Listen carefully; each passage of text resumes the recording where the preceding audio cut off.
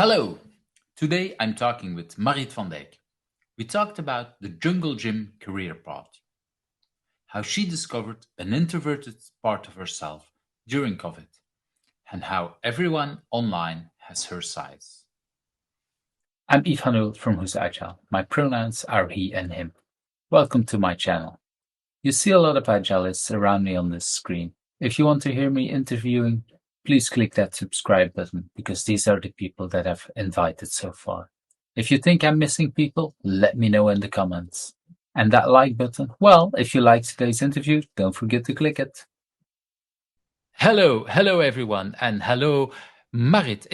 I didn't ask, so Marit, is it the way to pronounce your name? Yeah, I would say Marit. Marit, okay. Yeah, that works.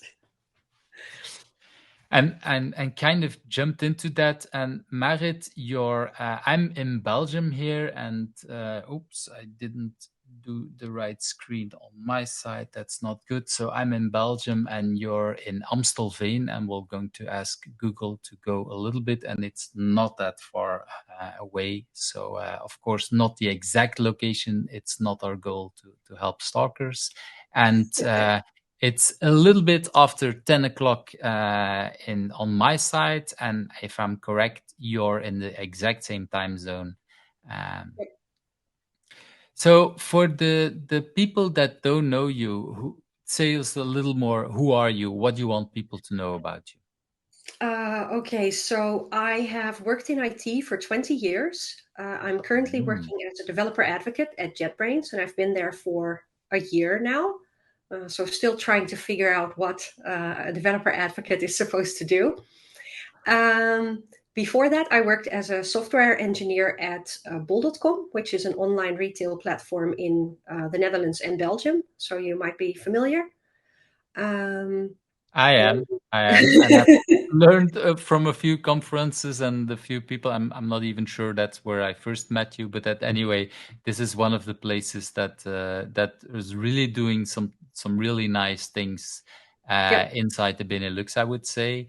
Yep. So definitely some interesting things that I've already learned from either you or colleagues from you shared at XPD Yep. Benelux, for example. Yeah, we have some, or I still say we. I've been there I was there for 5.5 years. So there are a few software engineers from bol.com that speak at conferences as well, like myself. I started speaking in 2018 while I was at bol.com. Peter Hilton, who was then one of the organizers of Joy of Coding, a nice conference in Rotterdam. He convinced me on Twitter to submit a lightning talk, which I did. And the rest is history, like we say. The rest is history. Yes, it's all Peter's fault. Um, and also, I've been an open source contributor, although I'm not as active as I would like. I have contributed an article to 97 things there's the camera. Every Java programmer should know, which is edited by Kevlin Henney and Trisha G. Trisha G used to be a developer advocate at JetBrains. Now she's at Gradle. Yeah, and I've had lots of different jobs in IT over the past 20 years. So hopefully some different perspectives that I can bring, not just as a software developer, but different roles as well. But that's already a very nice introduction about who you are and where you're coming from, and some nice references. I mean, I really loved that book. I was thinking about, could I grab it? It's somewhere over there, but I prepared by having it on my desk. Yeah. And actually, that one book was not the main inspiration, but it was one of the inspirations I had to 89 tips from the trenches, and I discussed a lot with Kevlin about, okay, how does that work with multiple people, because how do you make one book that feels one book that still is written by many different authors? And yeah, I'm a fan of that book.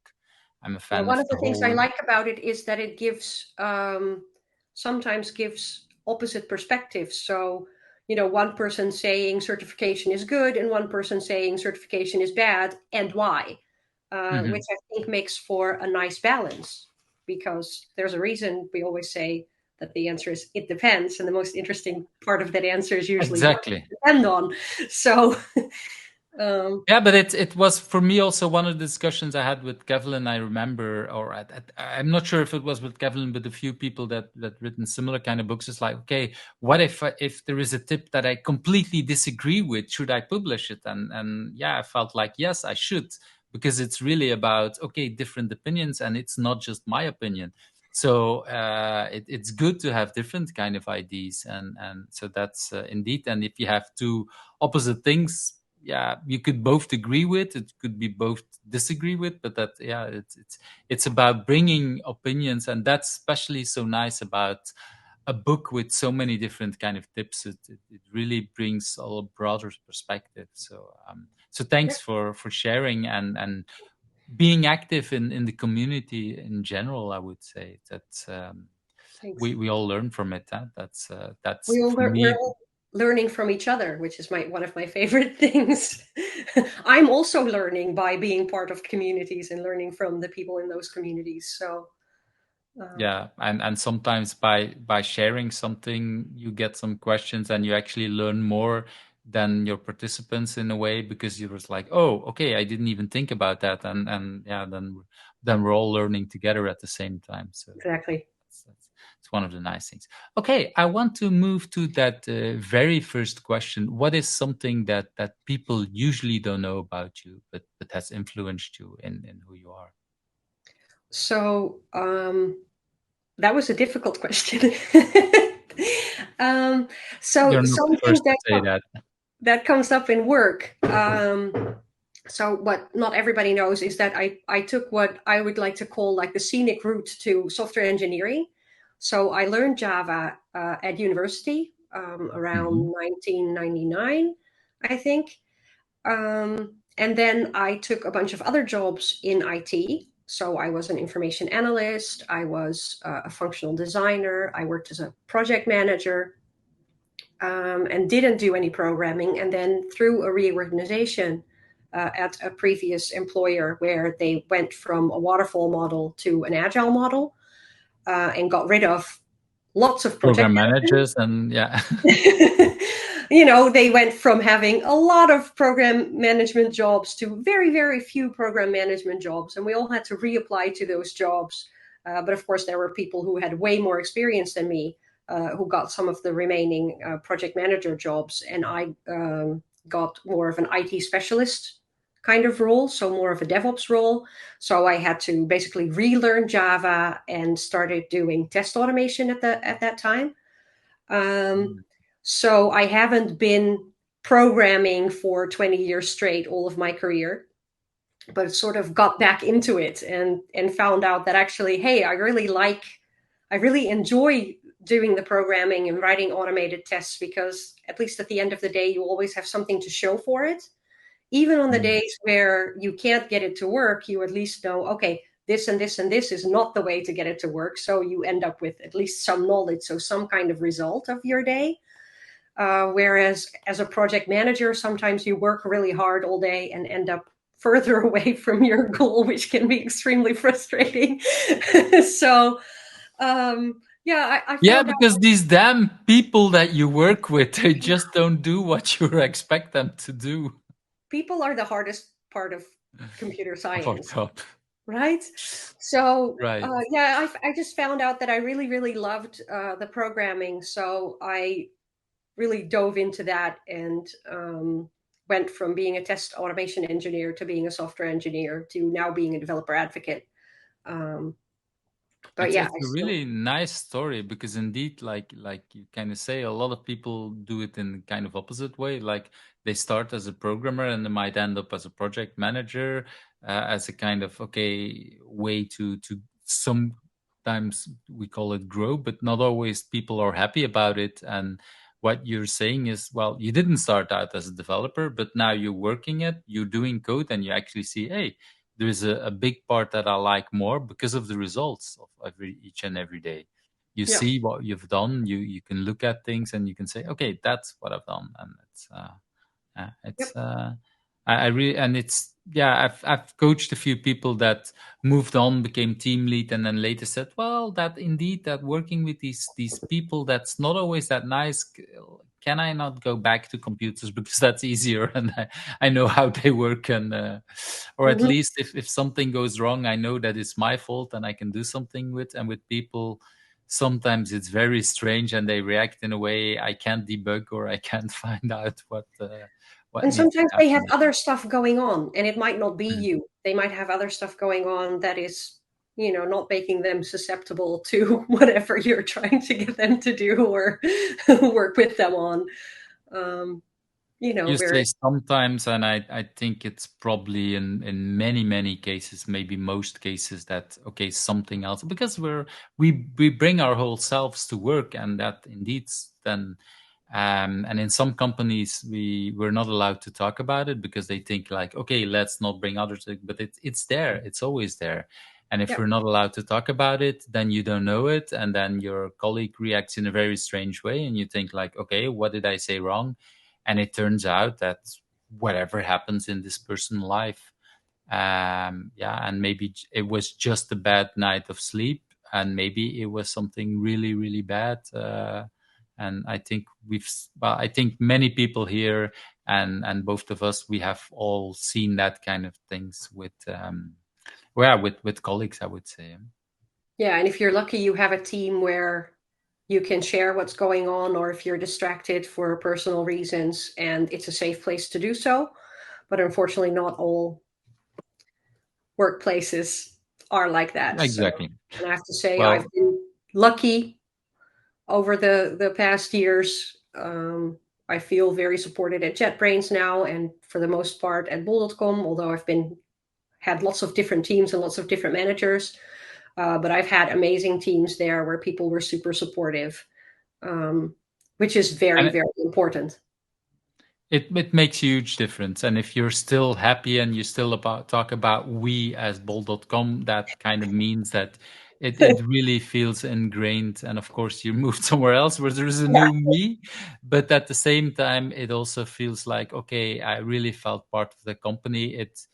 For me, it's one of the things that they try to bring out as a company. I don't like too much companies talking about family, because there's all kind of negative parts that I sometimes feel when companies talk too much as families. But if it really feels as family much more than they talk about it, then we can really share our problems, and yeah. It felt more like friends who happen to Hmm. also be building software together.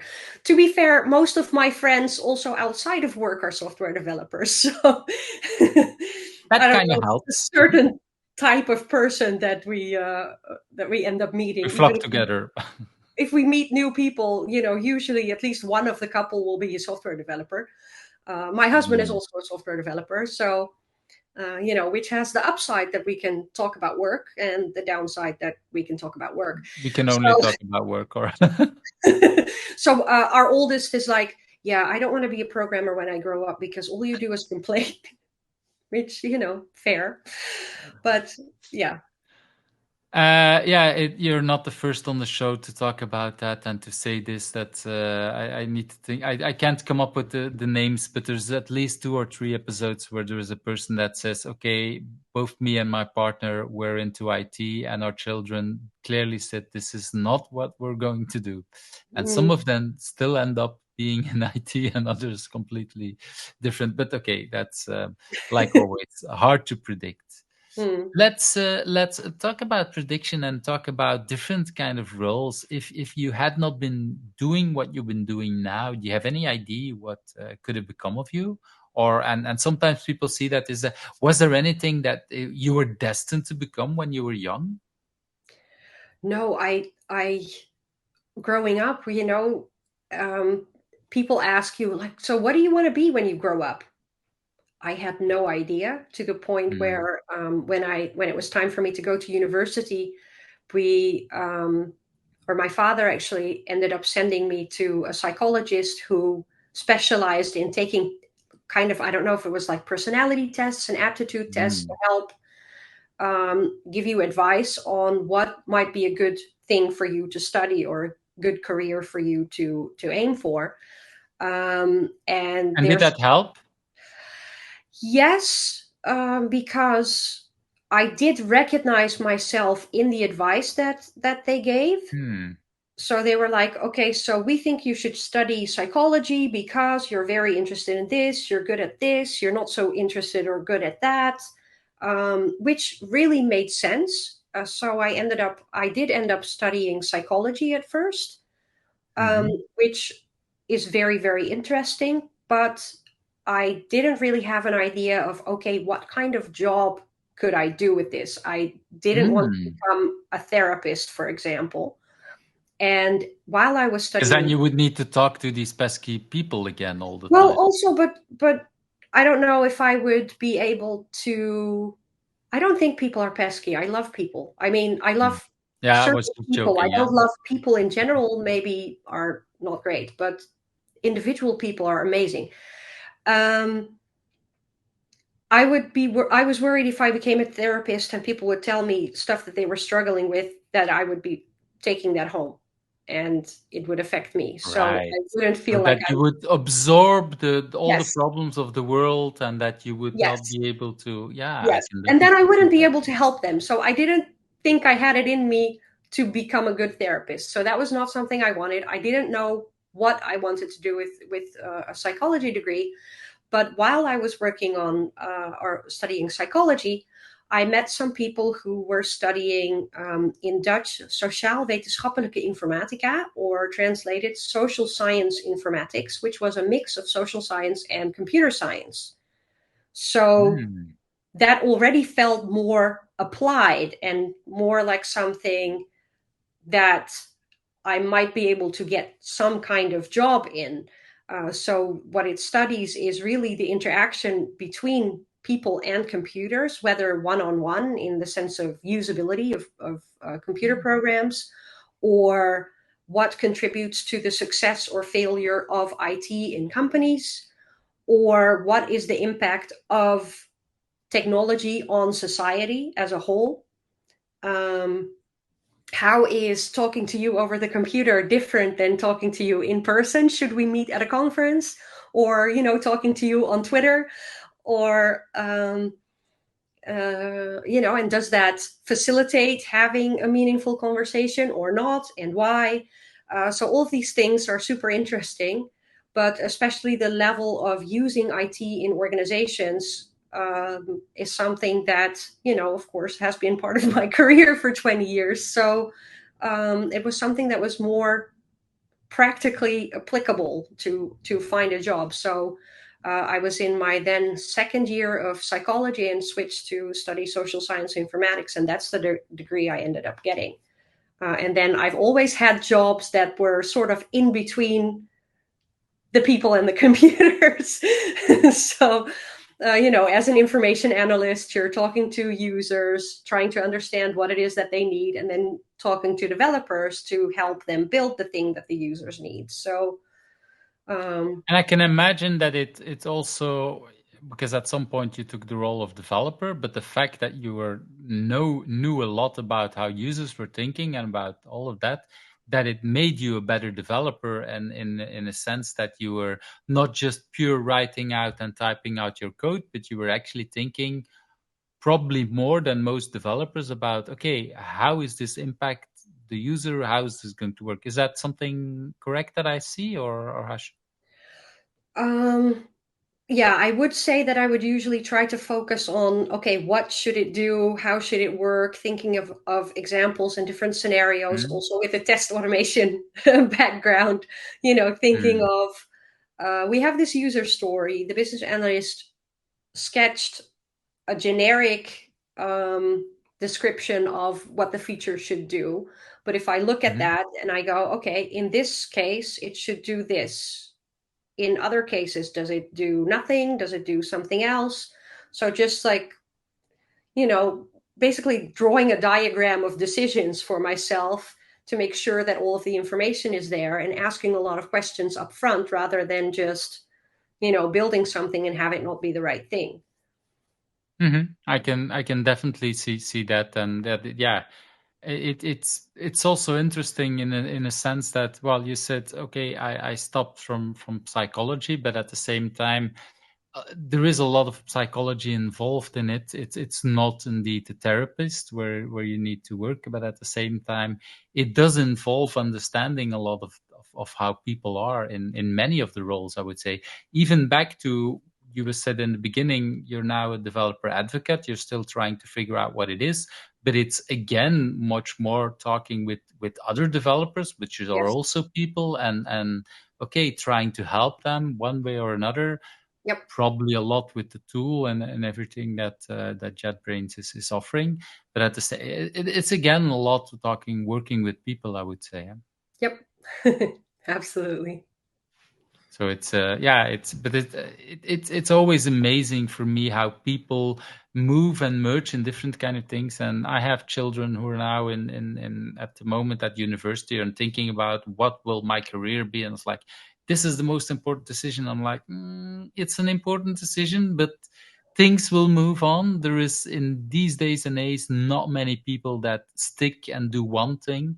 There are people. My partner is someone who's been working for a full year, a full her career in the same kind of path, but not many people are these days. Many people move around in multiple kind of things, I would say. Yeah, I think, it's an important decision, but also it's not permanent, especially Hmm. when you're starting out That's in your a better career. way to put it. I've been in IT for 20 years.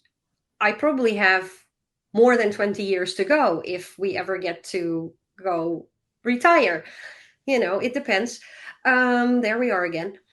So, am I going to be doing this for the other 20 years? I don't know. I'm not honestly thinking about what would be next, as I'm having too much fun in my current job. But I never planned Mhm. to be a developer advocate either. It just sort of, I came across it and I was like, yeah, that seems like fun. Let's go do that, see how it works out. Um, and as long Mhm. as it's working out, I'll continue to do that. And I've also already spoken with people like, that sounds interesting. And so when, at some point something will come along and I'll go do that, I guess. I'm not sure what Yeah, that is yet. It will make sense in hindsight, but right now I don't know. yeah, exactly. That, I think that's the right way then when people look about it. And this is what I like so much about here on the show, talking to people, that most people then can explain a little bit, okay, this is why I moved there and this is why, and it kind of helps other people to think, okay, it's not that linear. It's moving in different kind of things.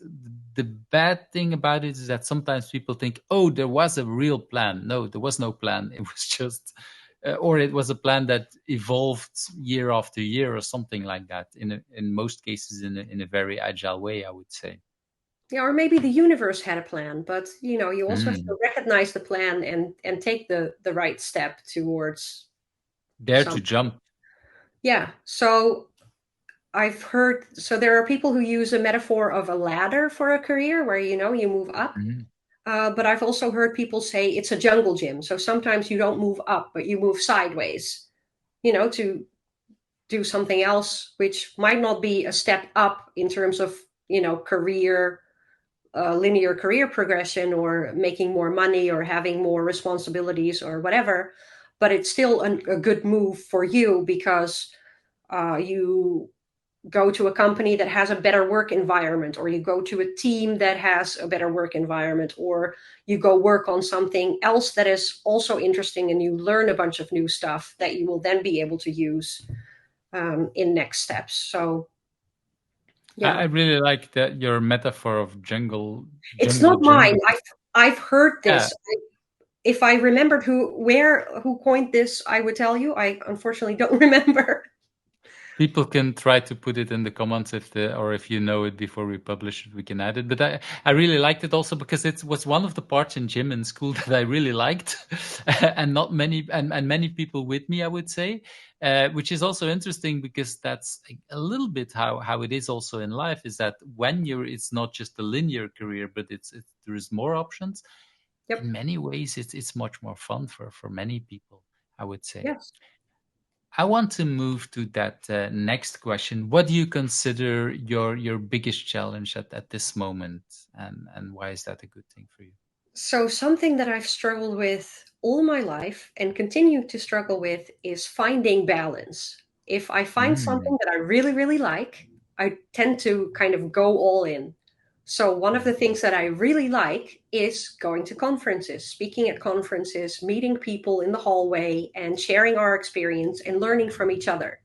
Some of the most interesting perspectives is from people that you randomly meet at a conference who share their work context and the problems that they are having at work that you just never would have thought of because you're in a completely different industry or a completely different type of work environment or um, and I find these stories really really interesting. But traveling, now that it's part of my job, is also very very Mm. tiring. So for the past May, for example, I had a different conference every week that I was traveling to. So at the end of the month, I was exhausted. So right now, I'm really happy to be home for the summer before I start traveling again. And then for after summer, I've tried to space them out more so that I have some time at home More, before traveling again. Hopefully, that will tire me out less. Um, I don't and know so how. what I'm hearing is that finding back again a little bit the balance. Yeah, yeah, finding the Um, balance between, doing the thing that you love, but also taking enough rest. There are other things that I love to do apart from traveling and meeting people and speaking. I love spending time at home with my family, but also writing and coding and other stuff that maybe I don't get to do as much while I'm traveling.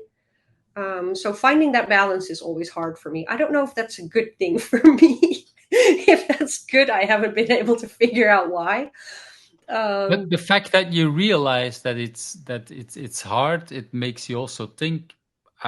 What I'm hearing is that you kind of reprioritized your summer around, okay, let's be at home, let's spend more time with my family, and realizing that family is important is a good thing, I would say. And I've seen many people that don't always realize it, or realize it way too late. And so, okay, you had a bad month is maybe exaggerated, but you had a very tiring month in May.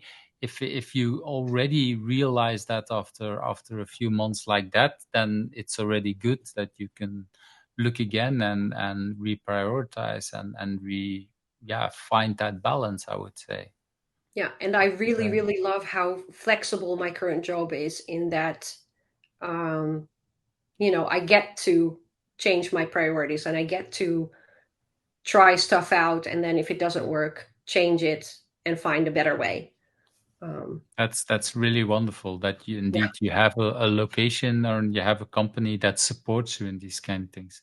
yeah. Because indeed, I've seen other companies where people say, okay, I'm going to try, and then realize, like, okay, I've done too much in that direction.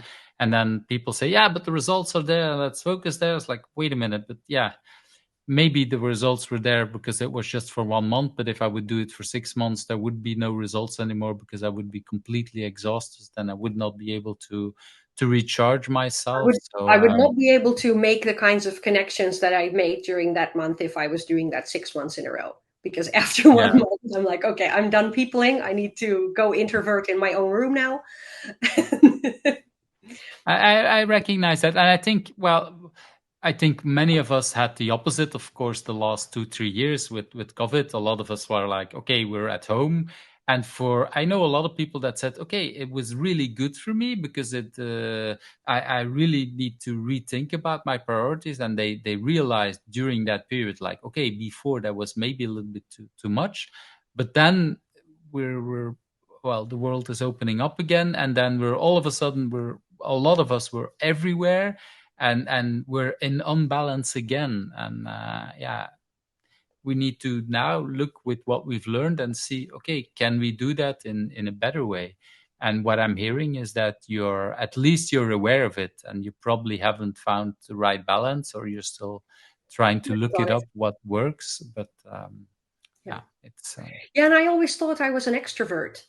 because I Mm. really do love, meeting people and talking with people and learning from them and with them.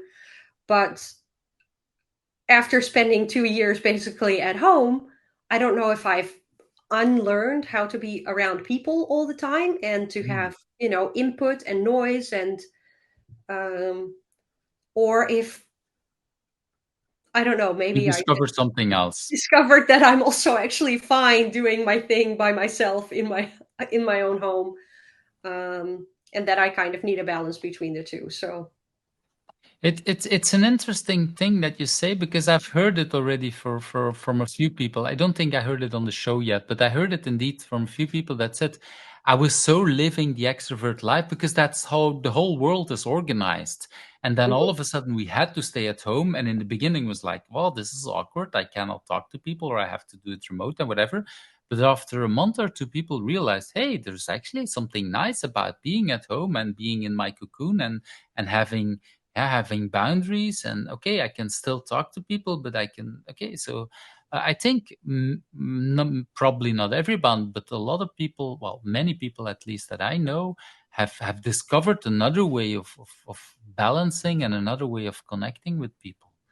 yep, And we realized that, well, I know at least a few people that I've coached that said, well, I didn't realize before how extroverted the world was and how all in favors of always working together and always being together, and that it actually disadvantages some introverts, and introverts were kind of claiming the space a little more, and then realized that, hey, actually this is what works better for me. And other people like you said, oh, I might have been an extrovert, but I realized that that balance is also nice for me. yep, So that's it's a nice discovery to share. And I do hope that well, we're now, like we say, opening up and refining, but that we don't forget the lessons that in, yeah, in 5 or 10 years when we look back, that we can really say, okay, we learned something from that period. It was yeah, not just the awful thing, because of course it was it, awful. it was awful. It was awful in many different ways.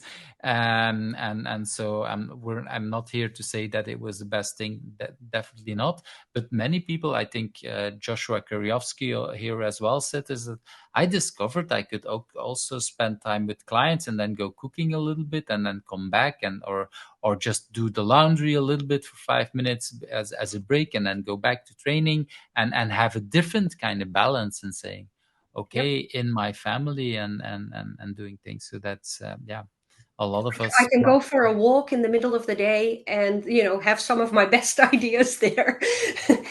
um, Whereas maybe mhm. if you're sitting in an office, you would feel like you kind of have to be there near your team or, um, yeah. So I hope that we also take those lessons and, take into account personal preferences more. Where, Mm, some people really want to go to an office because they do better work that way, or because maybe, they don't have the space at home to, concentrate on their work because of family or pets or whatever space they're living in. And some people are introverts and some people are extroverts, and I really hope that we can find a way to take into account people's personal preferences and what they need to do a good job, and measure on doing a good job, not keeping a seat warm in an office or being mm. manageable by someone who can see what they're doing, but trusting that people do a good job in the way that Yeah. works for them.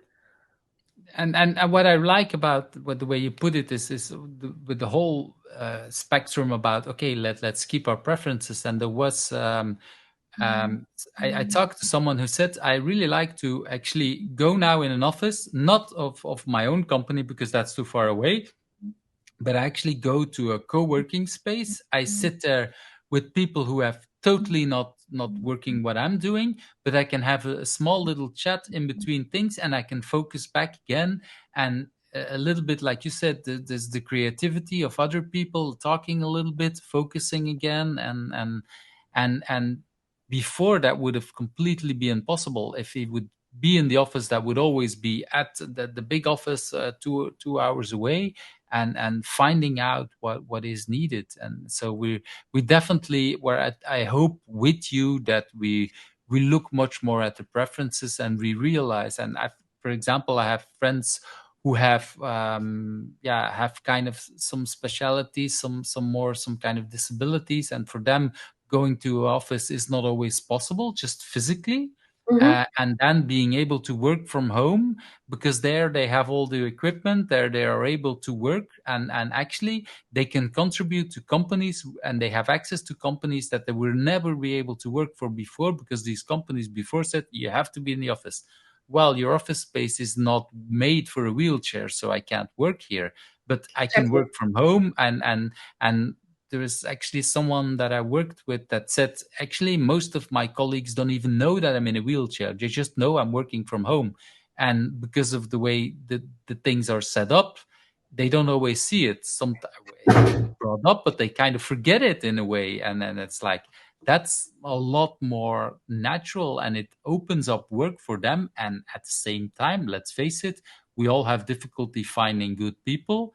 These are people that are available that were before they couldn't come to the office. So we have a lot more options here. Yeah. So we should really, yeah, and I, embrace I that. It's the word I was looking for. I was laughing a little bit because, apart from not knowing maybe that someone is in a wheelchair or needs other accessibility things that they have at home and might not have it in an office, I was also thinking about, we basically work online a lot now, and we just see, this part of someone. So, for example, I've met coworkers in real life that I'd only chatted with online, and then realized how, oh my God, you're so much taller than I imagined, or oh, you're actually much shorter than I thought. And I Yeah, don't know, I we kind of don't like see that. the sizes of people. And even if for whatever reason, if I would walk back, you might be able to see my full body. But at the same time, it still is hard to realize how much is that compared to your size, and other kind of things. And it's Yeah, so indeed right now, everybody is my height, right? So exactly. until you meet in real life. Um, It's but it's indeed that's something that again equalizes everyone in one way or another. We'll yep. probably not think higher or lower of somebody who's higher or smaller, but at the same time, it feels much more natural. Until you meet them in real life, it's like, oh, you're that tall. Yep. That's thanks for bringing that up, that part, because it's I think it's indeed something. Well, a lot of us we have already faced now in the last year or two, when we indeed meet someone physically that before we only met remotely. Hmm. That's definitely the case. I want to move to that next question. And you already talked very passionate about a lot of the things, and also in on Twitter and in other ways that we have been communicated you. I feel that you're a very passionate person, also as a speaker. Do you know where that drive is coming from? Is there anything that you know that were you always a driven person, for example? I don't know. So what I wrote in my notes preparing for this show is there are two things that drive me, and one is that I honestly love learning new things, which Mm, is great because that's part of being a software developer is you have to learn new things all the time. And I really love collaborating with people, which is mm, also great because software development is a team sport. exactly. You don't do it alone. You might do certain parts alone, but you often don't build and deploy and maintain a whole application by yourself. You do so with other people, for other people. And when I say for other people, I mean, you might have a business that wants you to build something, but I still prefer working with the business instead of for them, where they tell us what to build and then we build it. Because Mm, I think and then the end result will be better if we have a conversation about what the problem is that they're trying to solve, rather than the solution that they came up with that we should be building. Um, because like most people, they have no clue what they want until we give them something, and then they say that's not it, and let's okay, then we move which is a into better. Yeah, Yeah, but but also they might not know what the possibilities are of the things that mm, we can build. So they will come up with a solution based on their limited experience with using software, not knowing what the possibilities are that are out there. So mm. So you're also kind of inspiration and helping them in seeing other options. yeah, but also making sure that I understand the problem that they're trying to solve will make our solution better, not just now, but also, understanding a bit of In the the future. context of the problem that they're trying to solve will help us anticipate, what Mm. directions it might take or not, which might help us to not add any load bearing bugs, where we take an architectural decision now that is going to come back and bite us in the future, Later on. Mhm. because we can take into account the context if we truly understand the business and the problems that they're trying to solve. Which, if you're working on a retail platform that you also use, is a lot easier than if you're building software for very specialized jobs like banking or medical equipment, or because you'll have less context or even maybe insufficient understanding of what their job is that you're trying to support with your software. Yeah, one of my first development jobs at some point I was working for a kind of banking software, but the way they managed, I don't know how they promoted it, was for banks that were outside our country, and so basically we were not allowed to use the software. Where I really, as a developer, I like, now I've learned that I like to use the software in whatever way. So at some point, I made what was it? Software for insurance brokers, and so they manage their clients. So at that point, I started managing my own contacts. So all the addresses and that in that same tool, because I used that tool that way, and I found actually a lot of bugs by doing there. I think my brother moved, so he physically moved, so I updated his address, and the address of my parents changed. So okay, there was an off by one error in the saving part. So that was I would have never found it, and we knew about, some people were complaining and we couldn't find it because okay, the way the software was written before I joined was there were multiple screens where you could update an address, and we could never figure out what's going on where. And it's only until I changed the address of my brother, and I did luckily remember in what screen I did it, we could trace back the bug. And Yep. it's, yeah, like you say, if you use the software all the time, you start to understand much better of these kind of things. I want to move back a little bit to, you said about learning. Is that the fact that you want to keep learning, is that something you always had, also as a child? Was that something, did you like to go to school or learn, or how should I see that? I think so. I mean, not that I really enjoyed school. I didn't enjoy elementary school so much. Mhm. So now, currently, my kids are in elementary school, which is a great way to relive your youth trauma. um, anyway, so We'll um, not, we won't tell them. We won't tell them. uh, They um, know. so yeah, I don't think I enjoyed elementary school so much because everybody's doing the same thing at the same time, and Mhm. the how interested kids are in learning, how good maybe they are at learning stuff, is widely varied in elementary school. So yeah, being part of like the average group was a challenge. That sounds really weird. I'm not sure how to express it explicitly. But Like what I'm hearing is that I you didn't didn't feel feel. like I didn't feel maybe a connection with everyone in the group, or Mm, right. um yeah, I don't know.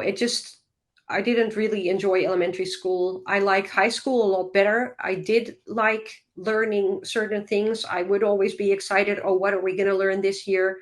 Of course, at a certain point, you become a teenager, so you don't want to learn quite so much or study quite so much. But yeah, I also absolutely loved going to university and learning new things. And I love that I have a job where I continue to learn new things every day, and then hopefully share them with other people. So, Mhm. Yeah, and I think what I kind of hear as well is that, well, in school you're forced to learn in a certain way or certain things that might not interest you, and now of course you're in a job where you're doing stuff that you like to do. So what you're learning, and what I also heard earlier on, is that you kind of organize your job a little bit how you want. So of course you learn the things that that most interest you, and there will always be stuff that you might be a little bit less interesting, because that's part of learning anyway.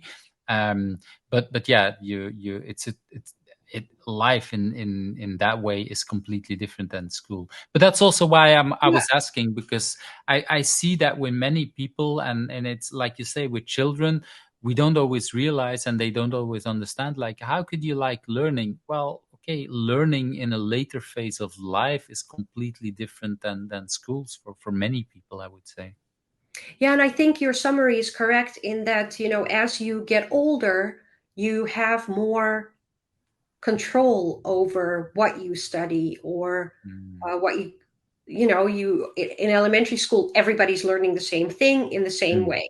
In high school, you at some point pick which subjects you will take exams in and which you won't, so you already have some freedom, still not total freedom. And then if you go to university, you can still pick a subject which will still have courses that maybe you're not that interested in, but at least the your yeah, the freedom direction, the grows. main direction is completely different. And yeah, Yeah. you know that, okay, I've chosen whatever, psychology or architecture, because that's the thing, and maybe there is law or something, or I don't know, accountancy in there for 1 year. We don't like it, but okay, I'll get over it, and then I can continue the rest of whatever thing I'm doing.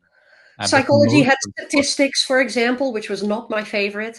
So every there's always something. And I mean, there are parts of software development that are maybe not as interesting as other parts. So in one of the teams I was in, we would always be like, okay, now we want to do some programming because we've just been fighting infra and writing YAML files for a while. We want to write some code. hmm, um, so there are always parts that are maybe it, not the right thing, but it, at least as long as those are bearable and the rest is worth it, then um, I find it interesting to hear that in psychology there were statistics, because in Belgium that's the exact same thing. And so it's I don't know why they think it's important, but I thought it was something very I specific to I think it's Belgium. It's I think it's important for research in order to interpret your mm, data and also be able to correctly read other people's research and understand what they are doing with their data and whether their conclusions are properly derived from that data. And it wasn't until I switched to social science informatics where I had a class called Technology Dynamics, which basically consisted of the professor having us read a lot of research on technology and society. Like every week, we would read several research papers and then wow, discussing, okay, what did you think of this paper?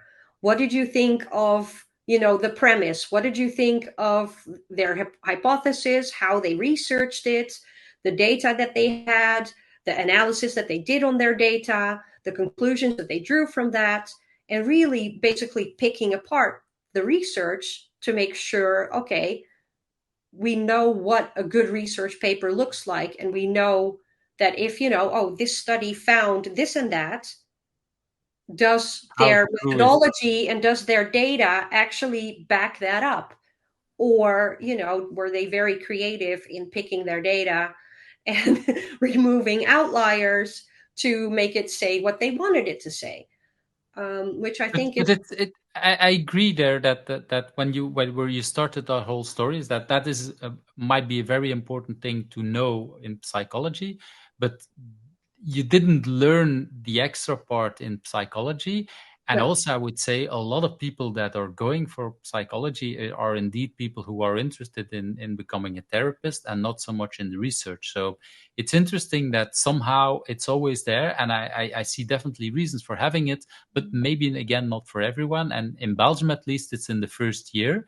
It's a kind of way to make sure that not everybody continues. It's interesting. It could have been, for me, it looks much more interesting to have it in the later years, and for the people who want to move on much more with research than with therapy, for example. But I think I think in addition to doing statistics, they should do the class that I ended up having yeah, in my exactly. other study of, you know, under really reading research and really understanding research papers and picking it apart basically, or checking that, because I've read a lot of psychology papers, especially after taking this class. I was still I was trying to also do a minor in psychology because I Wow. already had most of the classes. I'm like, oh, I'll just get an extra side degree. But I had learned to really read the research, and I was reading research papers. I'm like, yeah, I don't agree with No. how they got to that conclusion at all. And I just, at a certain point, couldn't do it anymore. I'm like, this is so I really hope that in addition to teaching statistics, they also teach, they do teach proper research methods, but they don't then apply that to the research that they Research use for somewhere. all of the other classes. Or But I think it's in, something a in lot my of us could experience, use. which was over 20 years ago. So I hopefully it's Yeah. improved since then.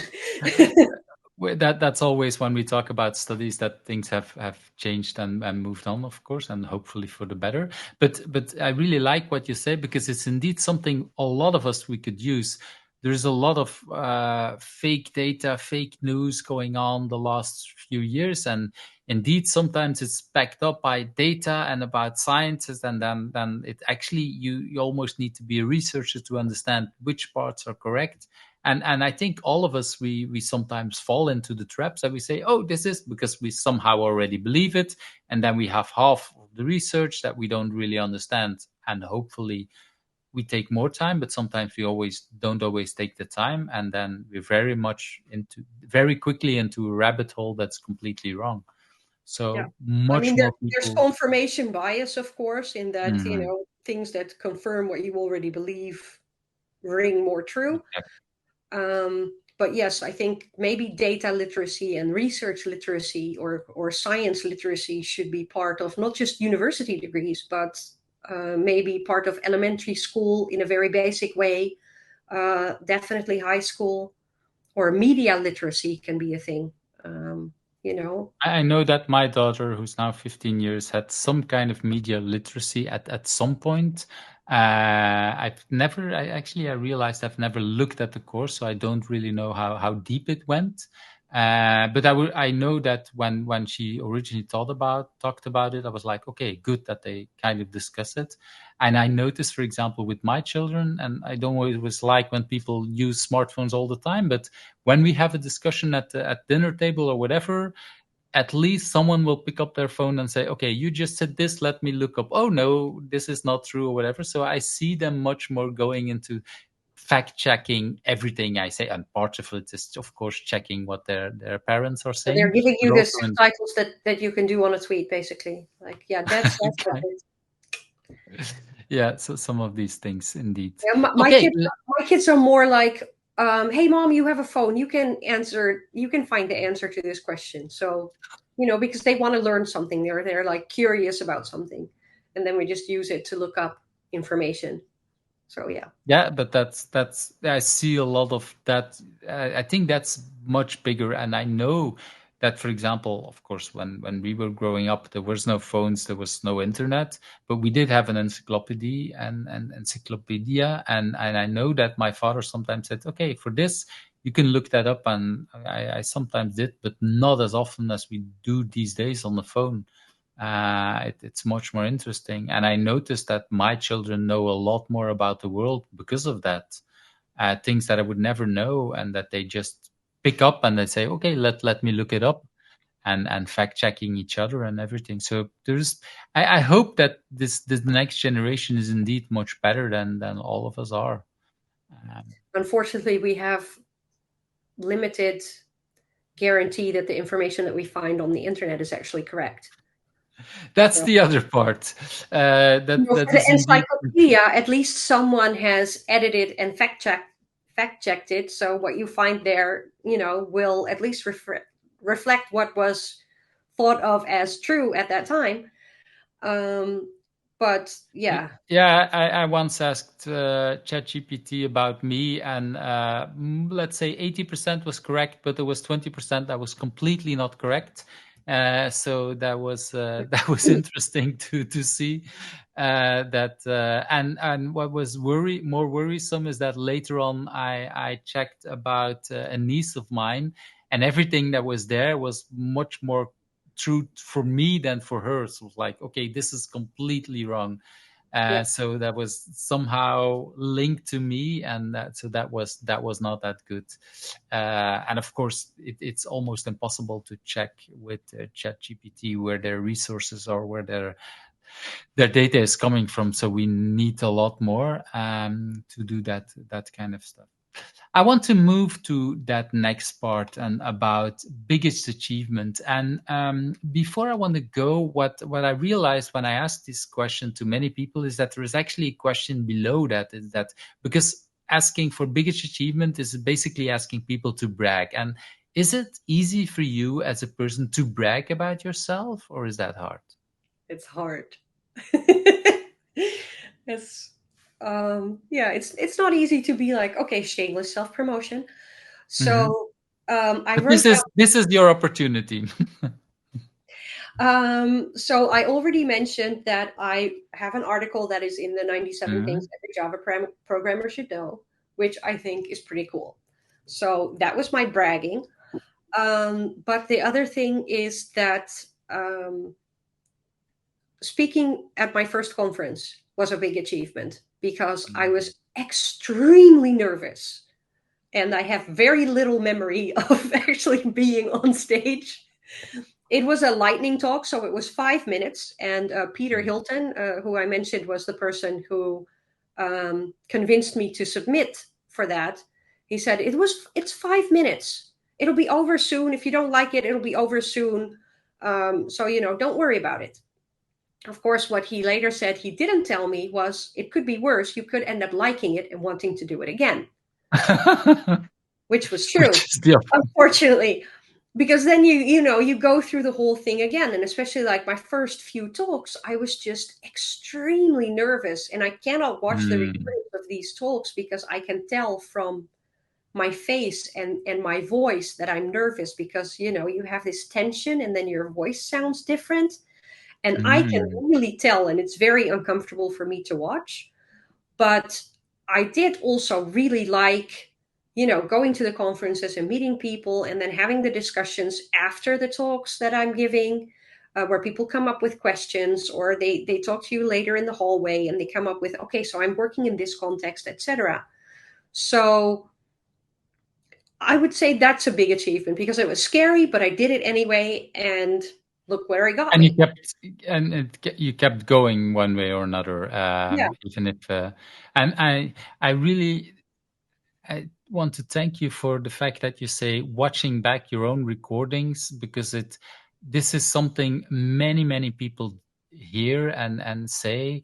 It's hard. I do watch my own recordings a lot, not because I like it and I like to hear myself talk, but really, well, sometimes to remember what I said, because if it's a 10-year-old presentation I want to do again, I might have forgotten the way I created the story. So that's part of it, but also a lot to learn. Like, okay, where do I use a storyline that doesn't work? Where did I think that people would laugh and totally didn't laugh at all? So it's interesting to learn, but it's always painful. It's always like, damn it, okay, and because by the time I rewatch it, most cases I've learned already. I've grown, and then I see things that I didn't see before. Maybe just by yeah, when I prepare, I have a completely different idea. I think it will work, and it won't work. But sometimes it's just that, yeah, after a couple of years, you've learned other things. I've Okay, I'm going to share one thing that was really bad. I was doing an unforeseen part of the presentation in I think it's in Poland. I'm not sure. No, it was actually in Czechia. And I was doing one talk, and then there was some space, and I said, okay, I can do another part. But I had a lot less time than the normal talk I would do. So, and in that presentation, I talk about a certain thing about a book from a friend of mine, Laurent Bossavit. But at the end of the presentation, I say, actually, like, look, I said something, but it's actually this is not true, but many people think it's true. And because of the whole story at the end, I tell, this is why it's not true. And this is, if you want to learn more, you can read in his book. Unfortunately, what I didn't realize when I was saying I will do the smaller version of that talk, that I would only have time for that first part. So it looked like I was presenting something that would work, and actually in the end, that end part I never did. I was like, and afterwards I thought, oh, this is so bad. And people like, oh, I like that part and I agree. Well, actually, I don't agree, but I forgot about that it was only in the last part.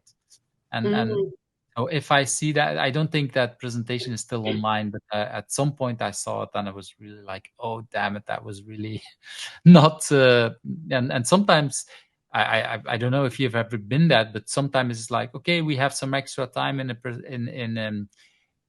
a conference. Does anyone have something available? And yeah, I always like these kind of challenges. If there is something that I've done, or if there's something that I've totally not done, but I want to do in the near future, it's like, okay, give me the spot. I'll do a dry run. I'll do something. I'll try something, because and I don't worry too much upfront about it, because it's like, okay, I just go for it. And yeah, and that kind of forces me to stand on my feet and really think very fast. But sometimes, yeah, then I make It doesn't mistakes. work. And exactly, that's the kind of thing. Do you have similar kind of experiences when you tried out something on a presentation that later on you realized, like, okay, that that didn't work? I'm not sure. I can't think of any examples, which is also like, unless I've prepared examples, it's hard for me to immediately think of something. And also maybe because I tend to be more risk avoidant. So I maybe wouldn't give a talk where I wasn't sure that I could do it.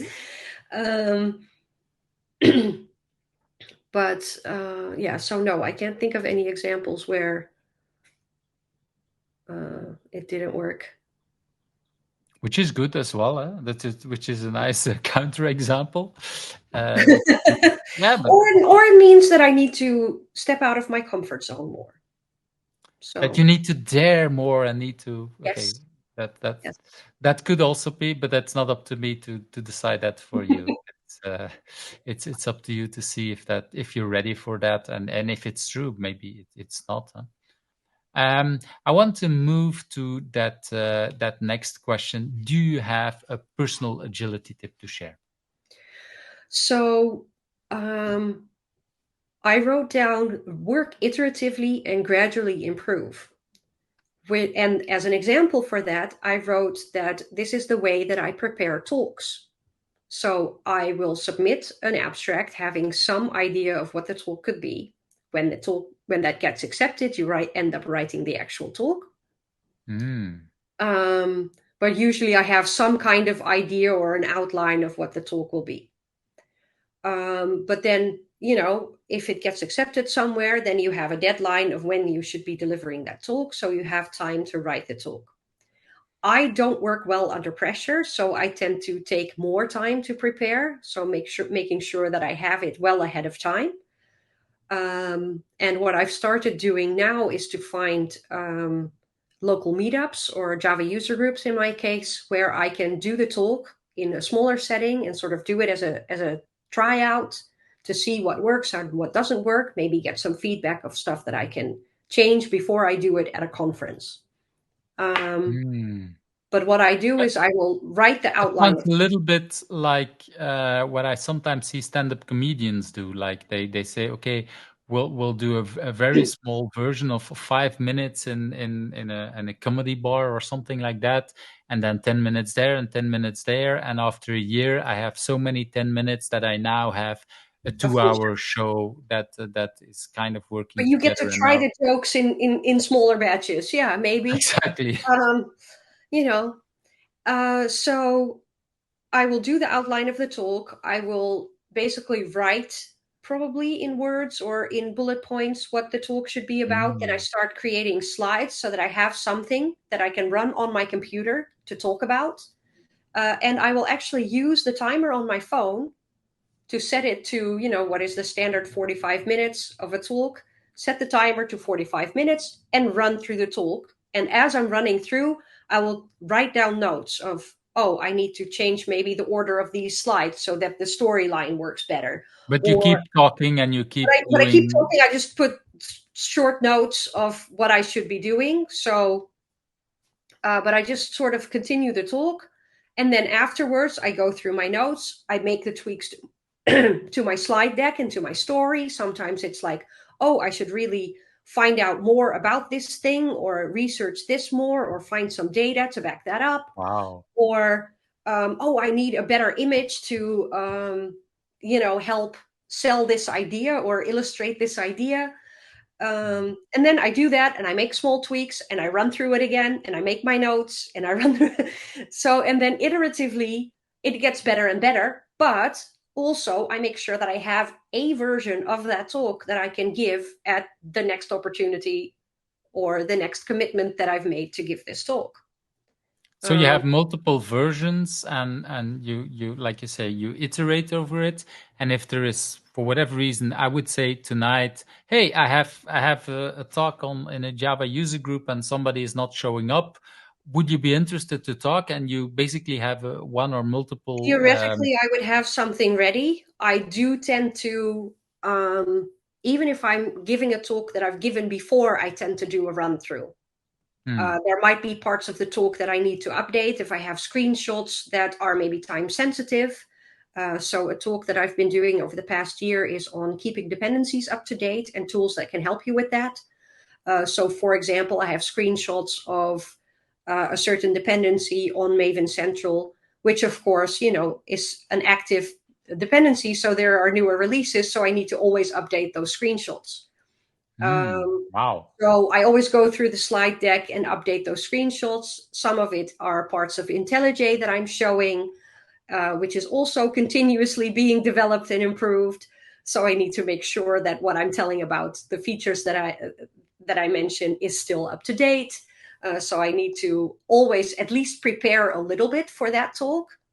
Um, and I always do at least a dry run just to make sure that I have the story as intended sort of fresh in my mind. Does that make sense? Yeah, it definitely makes sense, and So that it's I'm yeah. still familiar with that story. Of course, if I just did it last week, I might not do so much preparation. But if it's been a while, then definitely I run through it at least once to make sure that I remember what the story was, that I remember, oh, from here we're going to this part, to this part, to this part. So it doesn't end up like a big bowl of spaghetti where, oh, and another thing I forgot to mention, oh, and another, so that the story kind of flows the way it's intended to. Which is a little bit why I sometimes rewatch my old recordings just to see, okay, how did I bring it? I have well, especially if it's not about code, if it's about teamwork, there's many. I use a lot of pictures of my children, so and then I wave a personal story around it.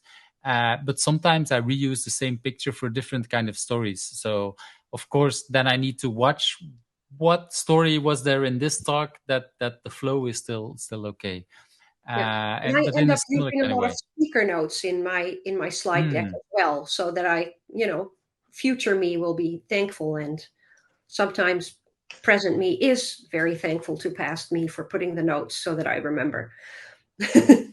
Yeah, but it's yeah, it's it's insane how we sometimes don't always help ourselves. It's like, okay, I prepared it and it's in my head. Well, okay, maybe I can just write it down, add it to the exact slides, because indeed for today it doesn't matter, because like you say, you dry run it, you prepared it multiple times, but in 6 months or 6 years, how do you still know? Um, And this is why I like so much some of the videos. But indeed, if it just, especially if you want to reuse a part of a presentation, you can just copy a few slides, and all the presentation notes are in there, and then it can work. So thank you. That's a really good tip. On top of it, I would say, it's really helpful.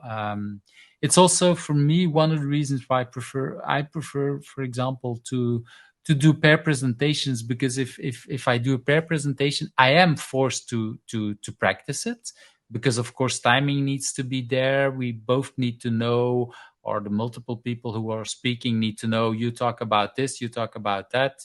And that kind of helps in these kind of things. I noticed that most people, when they do a talk with two people, that they prepare more than alone. I'm not sure for you, because you seem to prepare already a lot.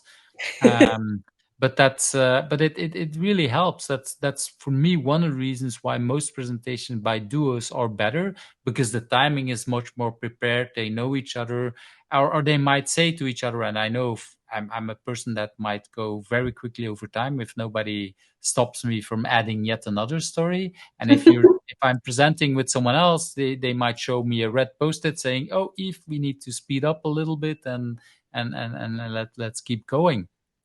And that's these kind of things help. Preparation for presentations really help. I think a lot of new presenters think, "Oh, yeah, these people are so good at presentation, and they're naturals." No, it's actually rehearsed, and it's no coincidence that people are really good at and have, I don't know, storylines that are so funny, and that are really almost with a beat of a drum that you can follow, because it's prepared. I just have memes. I like memes. Well, I use my children for that. I use pictures of them. It's because they're older these days. They like less that I use new pictures of them. So I keep using pictures from them a lot smaller that I keep reusing. But it kind of feels like a personal meme that I can add the story to these kind of things. Yep. I want to move to that next part, and you kind of already talked a little bit about it. Remote work. What is something? But maybe before we go into a tip or anything, did you do a lot of remote work before COVID? Let's put it like that, because many people started working in COVID. So I think for you it's the same thing. That's what I'm. Yeah, I did not do a lot of remote work before COVID. I did a little occasionally, um, but also more because of circumstances. Um, One is I have bad ankles to the point where I can literally twist my ankle when I step wrong on a pebble, because I've done that. Wow.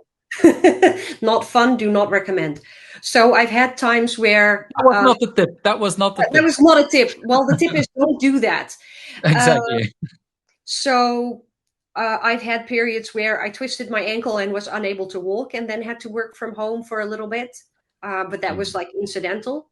Right. I've worked at a bank for a while prior to working at Bol.com, where they had, limited desk space available. So we would have a Wow. rotating schedule. Basically, it was like I don't know, maybe it was intended for money saving, but if you have one person who works full time, they take holidays and sick days and whatever, so they are not in the office 100% of the time. So Right. departments would have zero point 0.8 desks for the amount of people that they had. Of course, what they don't take into account for these things is that people tend to go on holiday during specific Together. times of the year and not evenly spread throughout the year. So we would have times where we didn't have enough desks, and we would have a rotating schedule of who would be working from home on which days. So that was Yeah, and of course, pre-pandemic. in many cases, we want to go to the office at the same time because we want to have a team meeting, and then we have Exactly. trouble with desks. And yeah, it's And meeting so rooms, which there are never enough of if you have meetings in the office. right. Well, So that problem has gone with remote. Now we can meet all the time because we have exactly, virtual meeting rooms. exactly. No fighting over the meeting rooms in the office. Yay. But my agenda doesn't like it that way because there's much more meetings these days than before. That natural boundary of the meeting room has gone. Anyway, that was So sometimes constraints are good. Interesting. yeah. This is something I've been saying a lot to people, that when people say, "How is it that I have so much more meetings than before?" Well, your constraint It's is so gone. easy because there is no constraint. Mhm. Interesting. Hmm.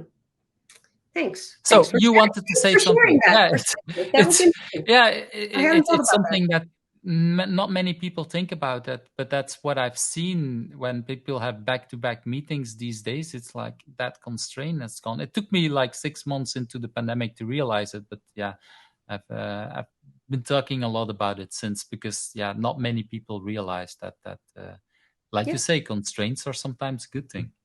Yep. Anyway, I wanted to learn from you. Is there any tip, anything that you learned about remote work that you want to share here? So I still notice that it's nice to meet people in person occasionally. Mm. And so I've been at JetBrains for just over a year now, and we have offices in Amsterdam, which is not too far away from where I am. It would take me Mhm. about an hour to get there by public transport, so it's hard to beat the commute of just walking across the hall. Um, but and I haven't been going to the office unless there was an event that I wanted to join or people that I wanted to specifically meet with, unless there was a specific reason. But then Mhm. we had an internal conference in May, as I mentioned, the infamous month of conferences that I had. And I ended up meeting a lot of coworkers that I had already talked to on screen, found out how tall they were, but also met a lot of other people that maybe I wouldn't have met because, you end up being in the same place. You end up randomly meeting people and being introduced to people.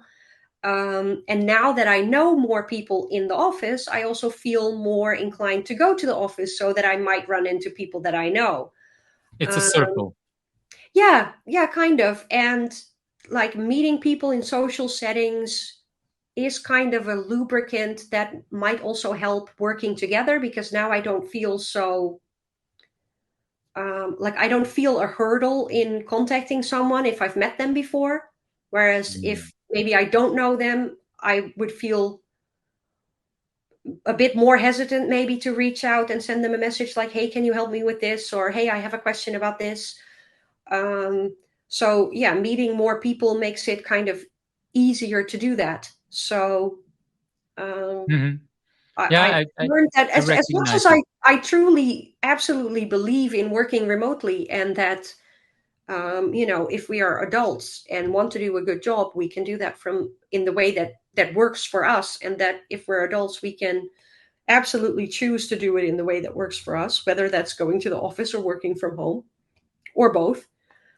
Um, but yeah, meeting people in a social setting is still conductive, I think, to working. Well, some of the for me, we also need to learn a little bit about the social concept of doing things remote, like taking some time before a meeting, after a meeting, to just have a little chat. Because whatever I see is that when we were in a physical meeting room 5 minutes before, we were chatting, how was your weekend and everything, and somehow remote we kind of forget about that. So we need to get into that kind of habit if we early to use that time also a little bit, and maybe yeah, find other ways to do that. But I fully agree, finding ways to from time to time bring everybody together, yeah, there's no way you can take, yeah, you can beat that.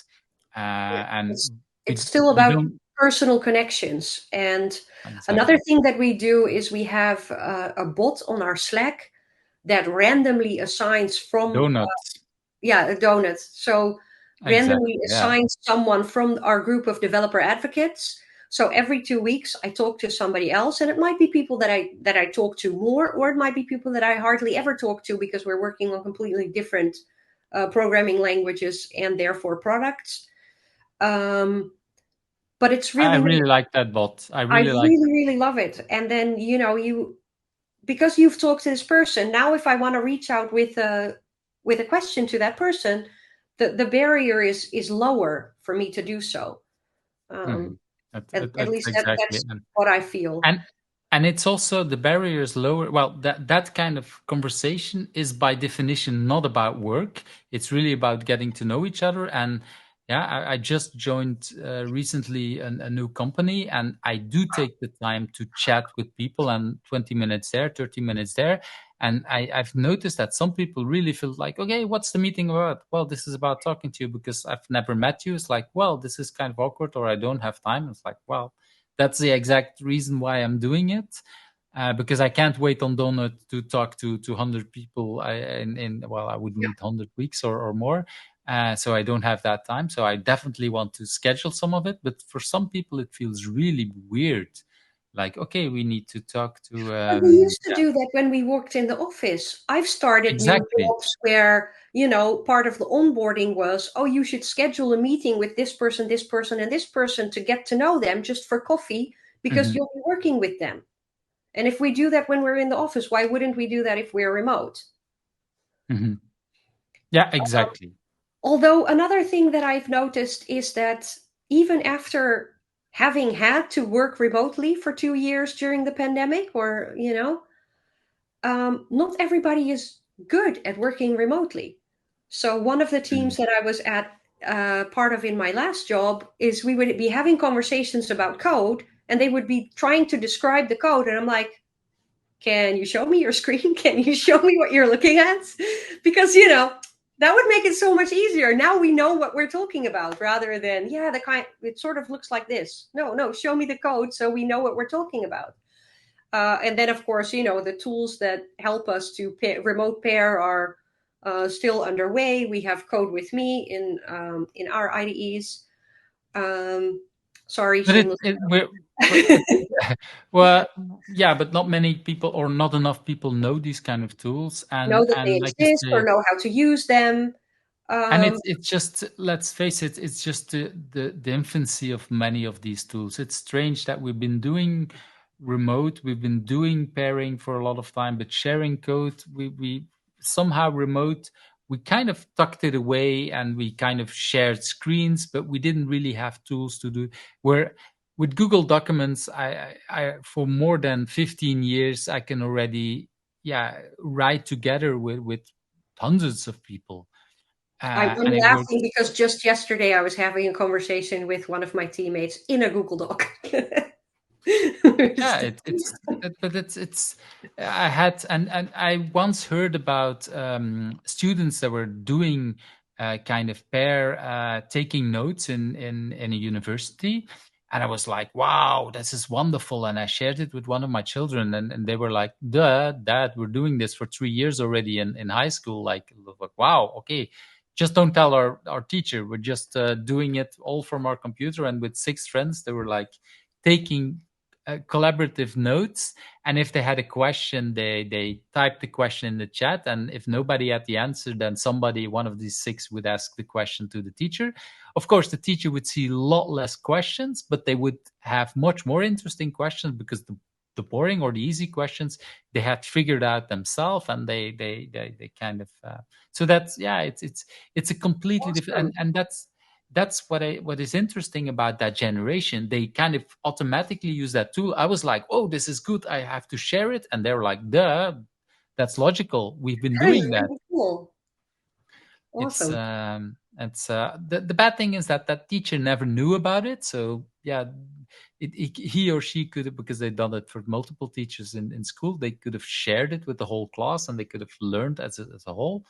I'm Yeah, and afraid maybe the that teacher is missing out on some of the feedback on stuff exactly. that they explain in a way that works for some of the people who can then explain it to others, but doesn't work apparently for everyone because some people Mm. still have to ask. Well, Um, my children, or that child explicitly said, "Don't tell the teachers because we're afraid that we will be stopped and we're not allowed to do it anymore." So I never shared it back. But that's that it's makes me high kind of schools. angry because Yeah, so the students found a way to study better and absorb more of the material, and you're going to stop them. It's I Or don't not? know if it's actually true with that teacher, but I've seen some parts in that school where I can understand where that's coming from. Again, And now working we're with back to why teenagers I didn't enjoy school. school. Yeah. Yeah, Exactly. but it also reminds me of, being in elementary school and the teacher would explain, I don't know, some arithmetic, and then we'd have to do these exercises. And I was just like happily doing the exercises. And then a bunch of kids would come up with questions and he'd be like, okay, Mhm, let me explain it again. And I'd be like, yeah, mhm. no, I'm fine. I'm doing it. I got it the first time. No, no, everybody sit down, listen, put your pens down. I'm still angry. Why are you making me sit through this? I got it the first time. I'm doing my work. You can see that I'm doing my work. And I Yeah, don't that. know, they assumed that people didn't get the explanation because they weren't listening. Maybe some of them weren't, but But that's yeah. Teachers are a lot like, yeah. But let's not go too much into detail. But I think we share and a I lot have of the to say, I same. have to say that, as much as the school system is making me relive my youth trauma, both of my kids have amazing teachers who are way more accommodating to different child's needs than teachers were when we were in high school. I'm gonna So quickly assume that's that we are roughly the same age. Yeah, but I think, but that thanks for adding that extra part, because indeed, it's much more about the system than the teachers. In many cases, I see the teachers being very willing, very Mm. willing to help and things. And at the same time, for me, it's also one of the most loneliest jobs there is, because you never, in most schools, teachers never collaborate with their peers. They're all alone in a classroom. And at best, they talk to each other during breaks or others, but they're almost never pair teaching. It's getting a little bit better. And during Corona, I saw some schools really using each other and using the best things for, but that really depended on schools. It really basically was the principal that said, okay, let's use this or that, and it was not so much the school system. But So in a way, that is also true for programming because there are lots of places where you're expected to, sit quietly at your desk, even though you're part of a team. But most of the day, you're sitting quietly at the desk, wearing headphones as you are, listening to your music and coding away. And mhm. um, like Yeah, we would the never one, do a team sport my like that. favorite teams that I was on were the teams where, yes, for part of the day we would be working out a problem by ourselves, with or without our favorite music. But also, when we got stuck, there would be someone to ask. Or when we wanted someone else's perspective, there would be someone to ask. And one of my favorite teams that I was on is where this would happen, and we would know what people's strengths were on the team, and we would know Mm, who to ask for a specific thing. So people would come to me like, "Hey, do you want to quickly share some thoughts on how we should test this feature?" Just sort of bounce ideas off each other, uh, to make sure that we're testing it properly. Or mhm, someone would have messed up something with Git and asked me to help, or I would be doing something, using some new technology that was new to me, knowing that someone else had properly studied it, and I'd be asking them for help. And if you have a good team, then you support each other like that, and everybody brings something to the team to make the whole better than the sum of its parts, basically. um, and the feedback that comes with it, because sometimes you think you're really good, but somebody else is like, well, I know a better way, or a faster way, or have you thought whatever. about this, or how are you going to Exactly. deal with that? Or which is Mhm. also why I love pairing on.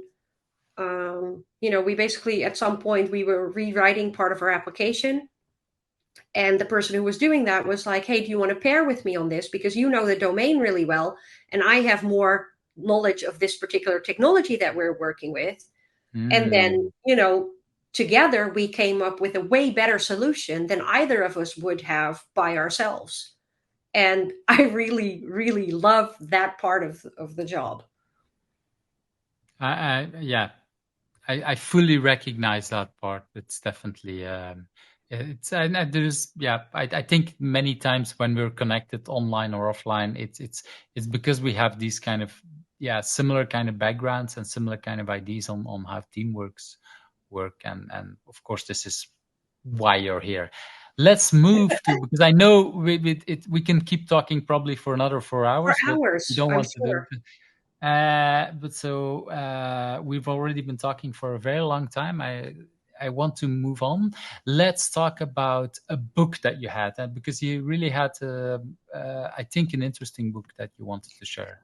Yes, I wanted to share the last book that I finished, which was where's my camera? The Programmer's Brain by Felienne Hermans. Mm-hmm. And the subtitle, I don't know if you can barely see Well, it. I can put it on Pull the it up. screen, but Okay, so what it says on the top is what every programmer needs to know about cognition. And it And so really, you're really, back at psychology and programming. You mix yes, them again. absolutely. So Felina is a professor of computer science, and she has a joint position, partially in computer science and partially in gedrags- en bewegingswetenschappen, so behavioral Wow. sciences. And her research focus is programming education. She also teaches programming in a high school 1 day a week. Wow. So And really at multiple, so you said 2 jobs, but actually 3 jobs already. well, so she's a professor at the Vrije Universiteit in Amsterdam, Hmm. but her position is part of the Faculty of Computer Science and part of the Faculty of Behavioral Sciences. Wow. So that's one job, but working for two different faculties. Hmm. So her research focus is on programming education. And, she started giving programming lessons to kids. And she was like, oh, this is easy. I learned programming as a kid, and it was super fun. And then, she started trying to teach these kids. And the kids were getting really, really frustrated because the computer kept yelling at them with the error messages. And she's like, yes, but that's how you learn. The compiler yells at you and you figure out what it's trying to tell you. And these kids were not motivated by trying to figure it out, but they were demotivated because the computer kept yelling at them. And she's like, that Mm. is interesting. I should learn And about how people learn. And she did, and we are all the better for it. and And so it's been a book. I haven't read it, but it's been a book highly that has recommend. been advised already multiple times this year It to is me. so good. And So, so she really dives into the research of how do people learn, but also into research into what makes a program easier to read or harder to read. And because it's all backed by science, but also she's a great writer. So it's, so how some books are very information dense, but also really, really hard to read. So, you're not mm. really getting the value. It's really well written. It's like, okay, now we're going to talk about this. And then she talks about talks about this, and then she summarizes it. So and there Well, are exercises in thank it. you. Thank you. Wait, I want to stress this a little bit, because many people write books because they want to show off how smart they are, and actually then you have to do all the work as a reader. And the really good books is when the author has really done the work so that it's easy for you as a reader. And that is for me what really good books should do. And of Yeah. course, you talked about how she learned how people learn. And of course, she's using it again for teaching you in the book itself. That's how it feels to me. Yes, Yeah. absolutely. So Yeah. So that's she's not. sorry I Well, interrupted you, I but I mean, think it's really important to stress I that. think it shows how smart she is because she's written it to make you smarter in a way that Mm. actually works. So, Which is, yeah, but that's my favorite kind of books. I don't like books written by consultants that are written just to show off how smart they are. It's I like books where that make me smarter, and not think, oh, exactly. that person is that smart, and now I feel dumber. That's Yeah. Yeah. I know what you mean. which is how a lot of books, well, sometimes are written by consultants. So yeah, that's the opposite kind of book. So thanks for bringing that up. And like I said, it's been advised multiple times this year already. I didn't order it, but the next time I'm As you ordering on should. Amazon, it's already in my list, just waiting until there is another book but yeah, you know how that goes.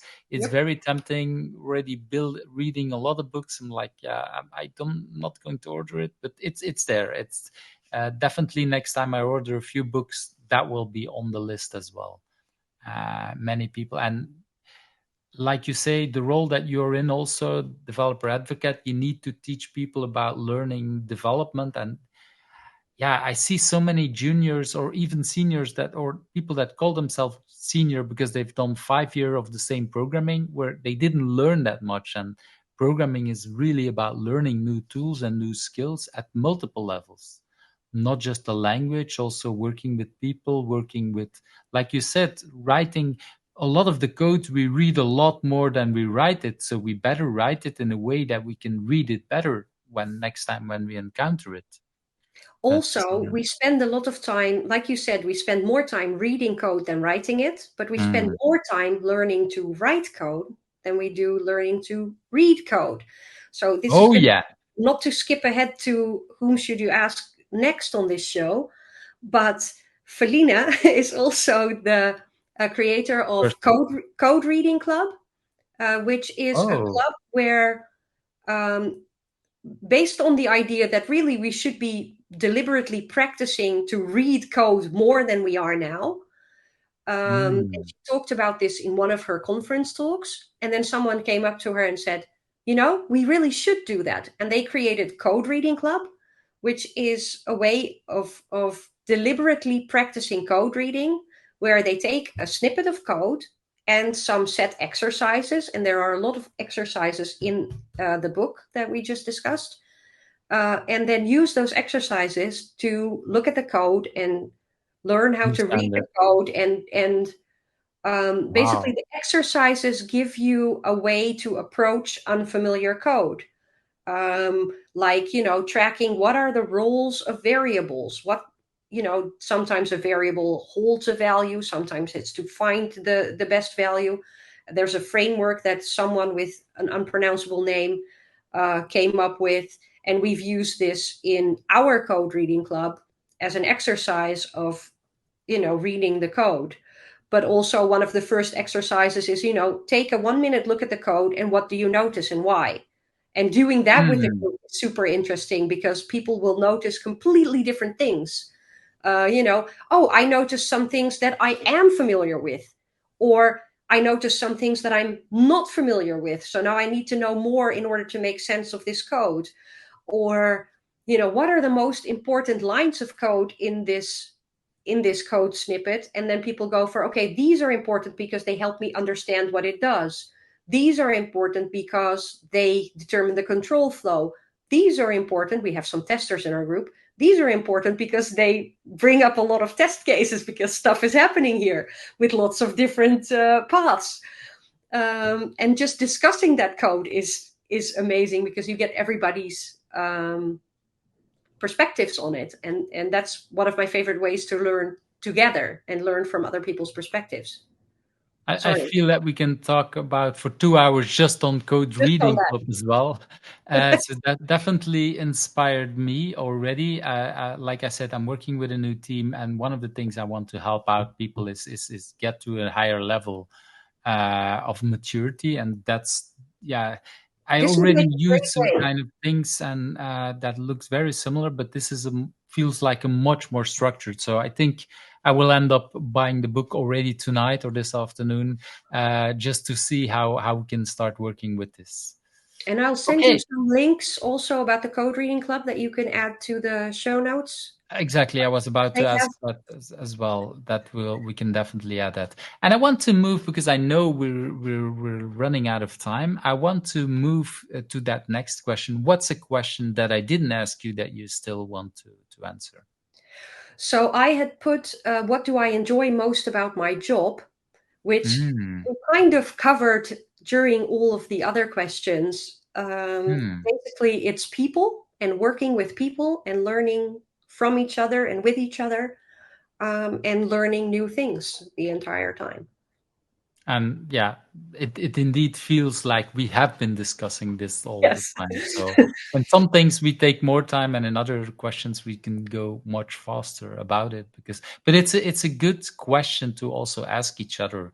And as an And also introduction, ask yourself, exactly. Yeah. if you know what you do and don't enjoy about work, then you can be more specific in, what would be my next step? Does that suit me? Does it give you energy, or is it an energy drain? It's good to be aware of these things.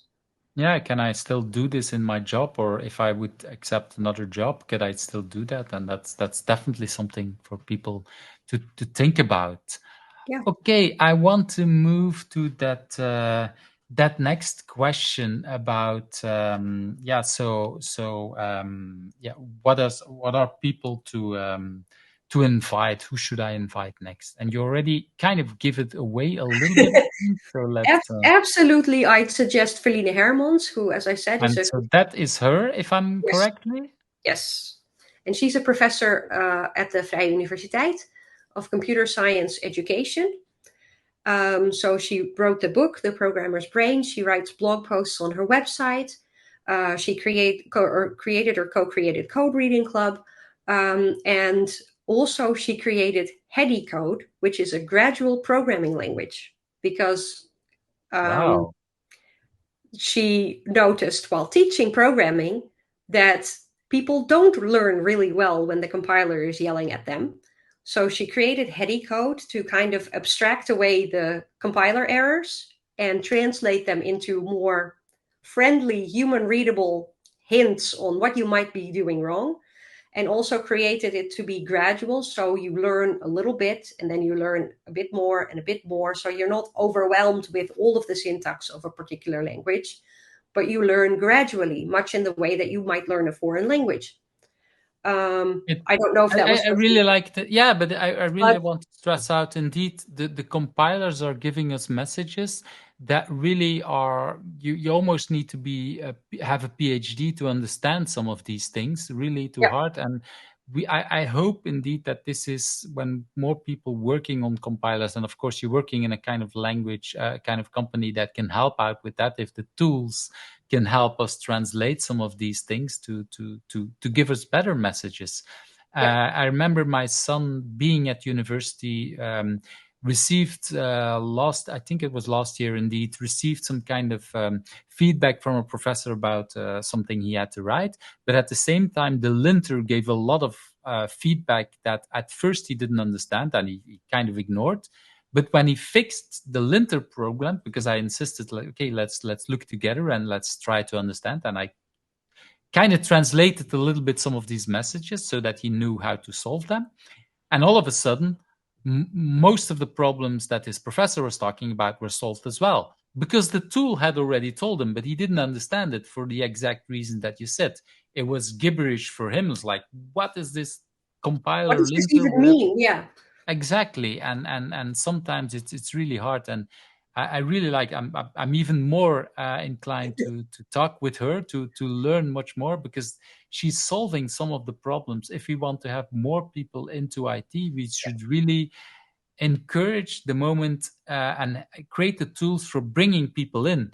And it's yeah, sometimes it's indeed everything is there. Yeah, everything is there if you're an expert and if you understand it. But we should have somehow other ways to tell people, okay, and for some problems we need to have all the expertise, and then we need all that difficult language because it's a difficult problem. But in many cases, when you start working, it might be something like, okay, this is where you are, you didn't see that you're missing a semicolon or whatever, and instead of saying it 3 lines below, we say it exactly on the exact location, or we propose something like that, and things like fortunately, that. we have IDEs now that do that. Hmm. Because when I learned programming, they weren't as good as they are these days. So it would, in fact, say you have a missing semicolon on this line, which meant, somewhere around there, Exactly. plus or minus a few lines, there was a semicolon or a bracket missing or whatever. Of course, Mhm. now IDEs are really good and do that for you and give you hopefully useful hints. So yeah. Yeah, exactly. So that's what I'm talking about. I hope our IDs can become even better, and some of that. And I think you had the idea to also bring up another person. Am I correct?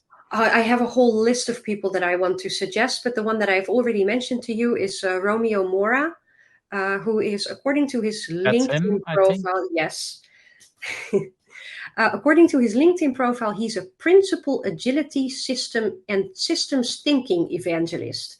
And you're going to have to ask him what that means.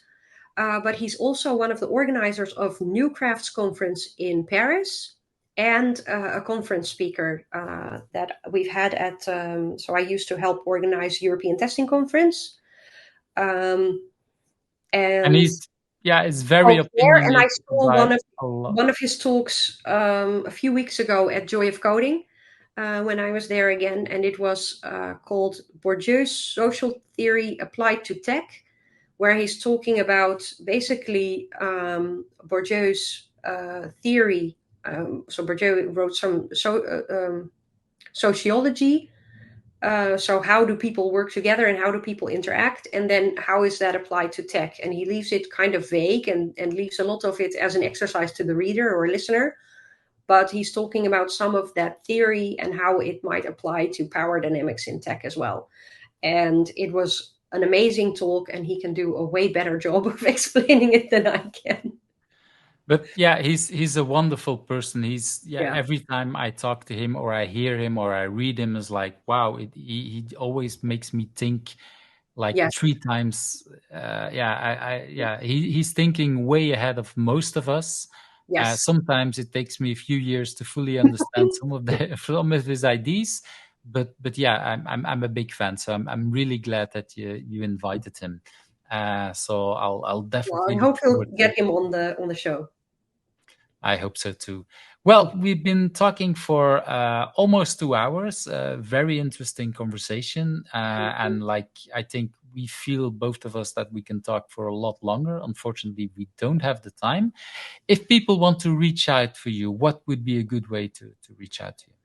So in the past, I would have said Twitter, but it's kind of falling apart at the moment. So I'm also currently on Mastodon and Blue Sky.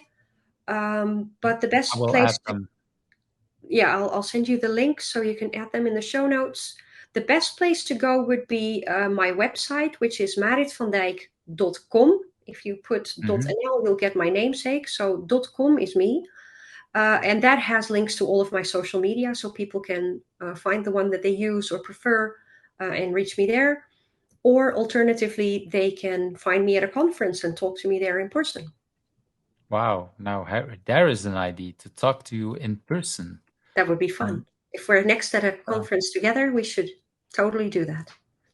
And just to make sure, because I thought I prepared it, but this is the right link, yeah? Is that correct? So that people know also how to write your name. Of course, they see it here as well. But let's add this as well as links. And definitely, I think both of us were kind of trying to figure out how much traction Mastodon and Blue Sky is going to get. It feels kind of, it feels better. It feels much more supportive in a way if you compare it to Twitter, but at the same time, it still is limited in the number of people who are there. So let's see where things are moving. I want to thank you for your time. And like you said, let's hope we can meet again in person somewhere in the near future. Thank you. Thanks for having me. Bye-bye. Thank you for watching Who's Agile, where the stories of agilists come to life. I hope you liked today's interview. Subscribe if you're not subscribed and want to get to know other agilists.